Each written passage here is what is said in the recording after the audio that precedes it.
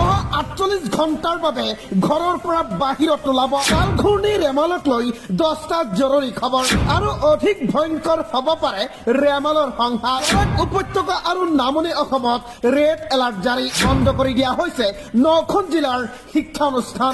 বন্ধ থাকিব নগাঁও, হোজাই, পশ্চিম কাৰ্বি আংলঙৰ বিদ্যালয়সমূহ। গোলাঘাট, ডিমা হাছাও, কাছাৰ, কৰিমগঞ্জ, হাইলাকান্দিৰ শিক্ষানুষ্ঠানো বন্ধ কৰি দিয়াৰ নিৰ্দেশনা প্ৰদান কৰিছে মুখ্যমন্ত্ৰী হিমন্ত বিশ্ব শৰ্মাই। খুলি দিয়া হ'ল কাৰ্বি লাংপি জলবিদ্যুৎ প্ৰকল্পৰ গেট। 4খনকৈ গেট খুলি দিয়া হৈছে কাৰ্বি লাংপি জলবিদ্যুৎ প্ৰকল্পৰ। গেট খোলাৰ পিছতেই হুৰাহুৰে নামি আহিছে পানী। নৈপৰীয়া ৰাইজক সতৰ্ক হৈ থকাৰ বাবে ৰেড এলাৰ্ট জাৰি কৰিছে অসম চৰকাৰে। প্ৰয়োজন নহলে ঘৰৰ পৰা নোলাবলৈ আহ্বান জনাইছে মুখ্যমন্ত্ৰী হিমন্ত বিশ্ব শৰ্মাই। ৰাইজক সজাগ সচেতন হ'বলৈ আহ্বান জনাইছে। ৰাজ্যত বন্ধ